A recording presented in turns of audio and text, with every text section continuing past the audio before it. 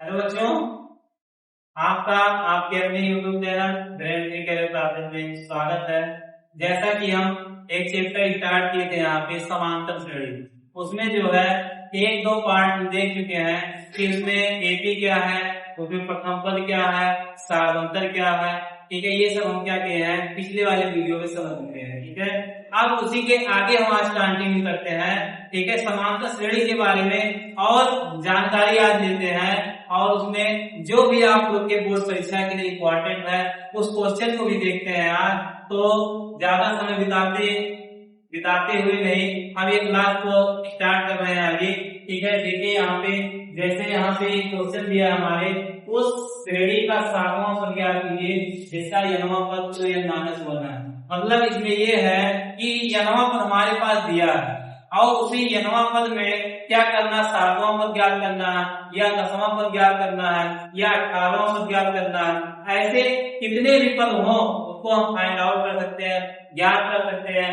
जैसे यहाँ पे ये जो दिया है यनवा पद दिया है हमारे पास और यनवा पद कितना है 2n-1। यनवा पद मतलब n की वैल्यू क्या है, तो ये नहीं है, लेकिन यहाँ पे अगर निकालना हो हमें सातवां पद निकालना हो तो n की वैल्यू 7 रख देंगे। अगर 18वां पद निकालना हो तो n का मान 18 रख देंगे। 100वां पद निकालना हो तो n के स्थान पे 100वां पद रख देंगे। वही हमारा क्या हो जाएगा, आंसर हो जाएगा। जैसे यहाँ पे दिया यनवा पद बराबर 2n-1, तो यहाँ पे मैं सातवां पद निकालना है, यहाँ रख देंगे 7वां पद।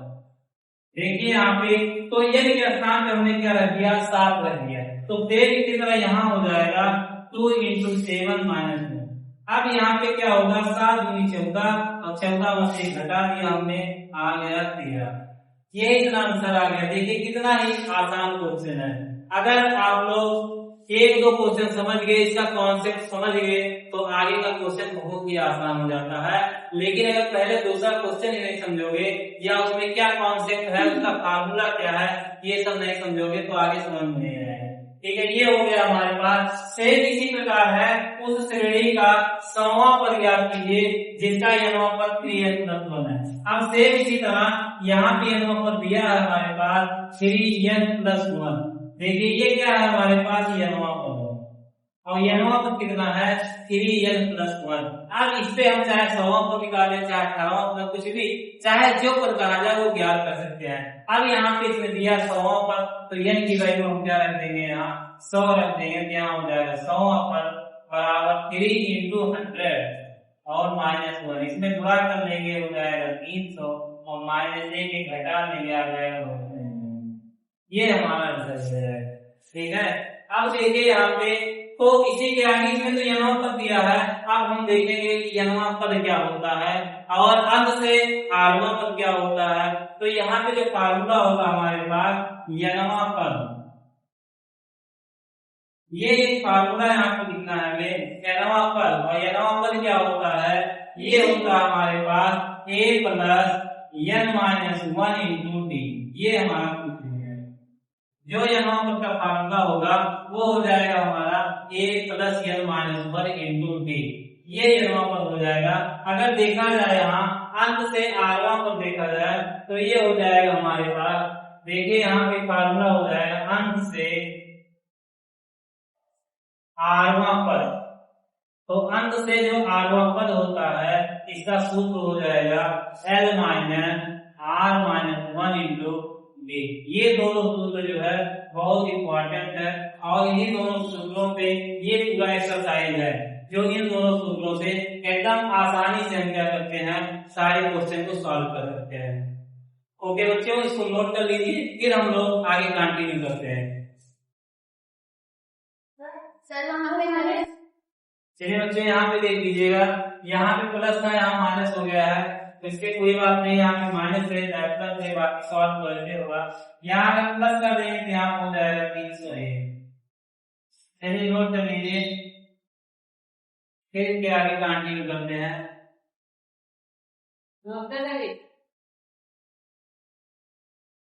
चलिए बच्चों आगे देखिए, यहाँ पे ये जो दिया है यहाँ बॉक्स में, ये हमारा किसमें है, समांतर श्रेणी में। और इन्हीं की सहायता से हमें क्या करना है, रिक्त स्थानों की पूर्ति करना है। अब इसमें देखिए ए की वैल्यू दिया है, डी की वैल्यू दिया है, एन की वैल्यू दी, ए एन निकालना। ए एन का मतलब होता है यनवा पद, और जो यनवा पद है वो होता है हमारा A plus N minus one into B. ये हमारा फार्मूला होगा। ए एन बराबर हो जाएगा A plus N minus one into D. अब यहाँ पे देखिए पहले क्वेश्चन में क्या क्या गिवन है हमारे पास, क्या क्या दिया है, ए एन तो फाइंड आउट करना है। अब यहाँ पे गिवन वैल्यू क्या, ए की वैल्यू दिया है, डी की वैल्यू दिया है, एन की वैल्यू दिया है। तो एन की वैल्यू यहाँ पे पुट करेंगे हम ए, और यहाँ पे एन के स्थान पे हो जाएगा आठ बराबर। यहाँ भी ए है और ए का मान कितना दिया है 7, ए का मान क्या हो जाएगा 7, और डी का मान दिया 3, एन का मान 8। तो प्लस यहाँ भी एन है, एन के स्थान पे 8 माइनस 1 इंटू डी, और डी का मान कितना दिया 3, यहाँ पर हो जाएगा। अब इसी को सॉल्व करेंगे तो यहाँ पर देखिए ये हो जाएगा 7 और प्लस इस 8 में से घटा देंगे 7 और पूरे यहाँ हो जाएगा 3, ये हो जाएगा 7 प्लस 7 21, 21 में 7 को ऐड करेंगे, ये आ जाएगा। मतलब यहाँ पे जो फिल करना है, ये जो वैल्यू आएगी वो आ जाएगी 28। ओके बच्चों, अब देखिए सेकंड में क्या दिया है हमारे पास, ए की वैल्यू दिया है। सेम इसी फार्मूले को हम फिर से नोट करेंगे। ये होता है दूसरा A N equal to A plus N minus one into B. ये देखिए यहाँ पे ये क्या है हमारे पास, ये फार्मूला है जो अभी ऊपर ए एन बराबर A plus N minus one into D. बहुत ही आसान है। देखिए ये जो वैल्यू दिया है इसी पे पुट कर लेना है, और जो भी वैल्यू नहीं दिया है उसे हमें ज्ञात कर लेना है। अब देखिए यहाँ पे ए एन, तो एन की वैल्यू यहाँ पे कितना दिया है दूसरे में, इस क्वेश्चन में देखिए 10 दिया है, तो यहाँ पर हो जाएगा 8 बराबर फिर जाए ए, और ए का मान है माइनस 18, यहाँ हो जाएगा माइनस 18 और प्लस एन माइनस 1, और यहाँ पे एन का मान कितना 10 और माइनस 1 इंटू डी, और डी का मान हमें ज्ञात करना है। ओके, और यहाँ पे देखिए एन की मान 10 तो दिया है इसका मान, लेकिन 8 10 यहाँ पे ए एन बराबर दिया है 0, मतलब इस इतने की वैल्यू जो होगी ये हो जाएगा 0 बराबर माइनस 18 और प्लस यहाँ पे 10 में से घटा देंगे 9, डी आ जाएगा। अब देखिए ये माइनस है और ये हमारा क्या है यहाँ पे बराबर है। इसको जब माइनस से बराबर के इधर लाएंगे तो ये प्लस हो जाएगा, मतलब माइनस 18 तो इसको इधर ले जाएंगे तो ये हो जाएगा हमारे पास क्या 18 बराबर, और इधर क्या हो जाएगा 9 डी। तो 18 और ये 9 गुणा में कहा जाएगा भाग में, तो आ जाएगा हमारे पास डी, और 9 गुने 18 डी बराबर कितना हो जाएगा 2। ओके बच्चों, सेम इसी तरह ये तीसरा क्वेश्चन है, सेम ऐसे निकालना है इसी फार्मूले पे। इस क्वेश्चन को आप सॉल्व कीजिएगा, अगर नहीं आता है तो इसको कमेंट कीजिएगा, अगले वीडियो में इस क्वेश्चन को और बताया जाएगा। आगे क्वेश्चन देखिए, यहाँ पे ये भी क्या है हमारा समांतर श्रेणी पे है, और इसमें कुछ बॉक्सेस दिए हैं, एक स्थान दिए गए हैं, तो उसको यहाँ पे क्या करना है फिल करना है। अब यहाँ पर देखिए ये जो है हमारे पास 2 इसके बॉक्स है 26 है, इस बॉक्स में क्या भरा है, और जो भी है हमारे पास श्रेणी दिया है ये सब एक ही में है, समांतर श्रेणी में। अब यहाँ पे जो पहला क्वेश्चन हम देखते हैं, यहाँ पे देखिए यहाँ पे 3 बॉक्स है, इसको मान लेते हैं A1 A2 A3। अगर किसी में 3 पद है और वो तीनों क्या है समांतर श्रेणी में हो, चाहे ए का मान हो, चाहे के का मान हो, चाहे टी का मान हो, सब इसी फार्मूले से हो जाएगा, 3 रहेगा तो। और 3 के लिए हम क्या करेंगे यहाँ पे A2 माइनस A1 और बराबर A3 माइनस A2, यही फार्मूला लगाना है। अब ये क्या है, क्यों बराबर है दोनों, क्योंकि हमने बताया था जो डी निकाला जाता है, सारांतर जो निकाला जाता है वो क्या करते हैं दूसरे में से पहला घटाते हैं, तीसरे में से दूसरा घटाते हैं, और चौथे में से तीसरा घटाएं, सब का मान बराबर आता है। इसलिए हम यहाँ पे दोनों क्या कर रहे हैं बराबर कर रहे हैं। ठीक बच्चों, अब देखिए यहाँ पे A2 और A2 का मान क्या, हमारे पास एक बॉक्स है, एक बक्सा है, एक डिब्बा, और माइनस A1 का मान 2 है, बराबर यहाँ दिया A3 और A3 का मान क्या है 26 दिया है, और माइनस 3 यहाँ पे हम हो जाएगा डिब्बा। अब क्या होगा, इसको ये माइनस इसको इधर ले आएंगे, ये माइनस इसको उधर ले जाएंगे, फिर सॉल्व कर लेंगे। तो एक डिब्बा तो पहले से है इधर, देखिए आप, ये है हमारे पास एक डिब्बा। अब यहाँ पे ये वाला इसको इधर लाना, तो यहाँ तो माइनस है, और जब ये इधर आएगा तो यहाँ पर हो जाएगा प्लस। भैया आप लोग डिब्बा नहीं कुछ भी मान भी सकते हैं, एक्स वाई या कुछ भी मान तो उससे सॉल्व करते हैं, नहीं तो आप लोग ये जॉब जो है डिब्बा बना के सॉल्व करो, ठीक है। तो यहाँ पे देखिए अब तो बराबर 26, अब इसको हमने लिख दिया, और ये माइनस है, जब इसको इस बराबर के उधर ले जाएंगे तो ये क्या हो जाएगा प्लस हो जाएगा। तो एक डिब्बा तो ये है और एक डिब्बा ये, तो दोनों को हम ऐड करेंगे क्या हो जाएगा 2 डिब्बा हो जाएगा, कितना हो जाएगा 2 डिब्बा। अगर ये मानेंगे 2x हो जाएगा, ओके। अब यहाँ पर देखिए, अब इसमें जब ऐड करेंगे 26 में 2 हम जोड़ेंगे हो गया 28। अब ये डिब्बे का मान हम निकाल सकते हैं, ओके। तो ये डिब्बा बराबर क्या हो जाएगा 28 में 2 से कर देंगे आप, ये हो गया 14। अब ये 14 जो आया हमारे पास, इस बॉक्स का मान आ गया 14। से इसी तरह अगर हम दूसरा देखेंगे क्वेश्चन, तो यहाँ पे देखिए ये हमारा हो जाएगा A1 और ये A2 A3 A2, इसमें 4 पद दिया है। अब यहाँ पे A1 और क्या दिया A2, तो दूसरे में क्या दिया A2 बराबर दिया 13, और A2 का मतलब क्या हुआ A plus 2 minus 1 into B, मतलब 2 में से हम 1 घटा देंगे तो 1 बचेगा।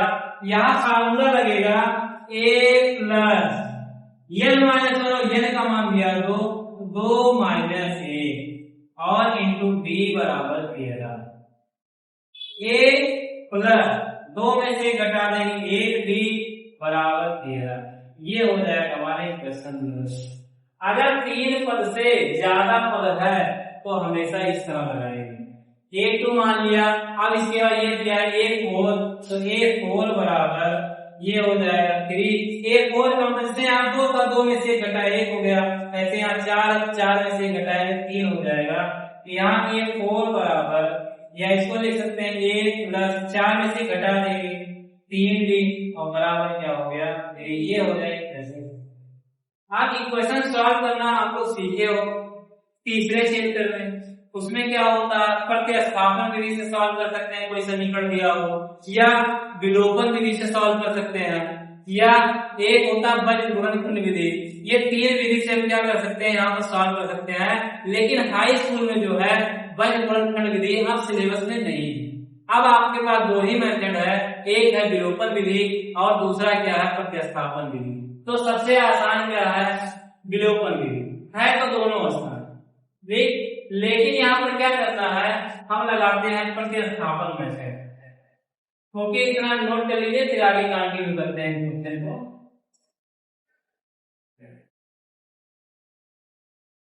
देखिए बच्चों यहाँ पे अब आगे, यहाँ पे एक समीकरण हो गया a प्लस d बराबर 13, दूसरा हो गया a प्लस 3d बराबर 3। तो 2 समीकरण है हमारे पास, a प्लस d बराबर 13 और a प्लस 3d बराबर 3। ये समीकरण 1 है, ये है 2।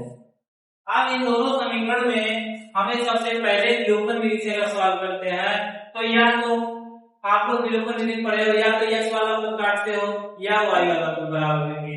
इसमें देखिए a का दोनों मान सेम है, जब a का दोनों मान सेम है तो समीकरण 1 में से हम क्या करेंगे 2 को घटा देंगे, और जैसे घटाएंगे वैसे इसका साइन बदल जाएगा। यहाँ पर ये प्लस, ये हो जाएगा माइनस, यहाँ पे ये प्लस है ये माइनस, यहाँ पे ये प्लस है ये माइनस। अब ये एक कैंसिल, अब यहाँ पे एक डी है, एक डी में से 3 डी घटाएंगे यहाँ -2d और बराबर यहाँ 13 में से 3 घटाएंगे 10, तो डी बराबर जो आएगा 10 बटे -2 और 2 से 10, तो डी का मान जो आएगा वो -5, ये -5 हो जाएगा। अब हमें क्या करना है, ए का मान निकालना है, तो -5 या तो समीकरण 1 पे रखेंगे या तो समीकरण 2 पे रखेंगे। अगर समीकरण 1 पे रखें इसका मान, तो a प्लस डी बराबर 13 और a का मान हो जाएगा -5 और प्लस डी बराबर 13, तो डी बराबर हो जाएगा 13 प्लस 5 और डी बराबर 13 मान 18, ये आंसर हो जाएगा। और इसके आगे जो क्वेश्चन था वो आप लोग के लिए होमवर्क रहेगा, उस क्वेश्चन को सॉल्व कीजिएगा। अगर नहीं आता है तो उसको कमेंट कीजिएगा, अगले वीडियो में उसको सॉल्व कराया जाएगा। अगर सॉल्व हो जाता है तो इसका आप लोग आंसर कमेंट कीजिए और चैनल को सब्सक्राइब करना ना भूलिएगा। ओके बच्चों, धन्यवाद।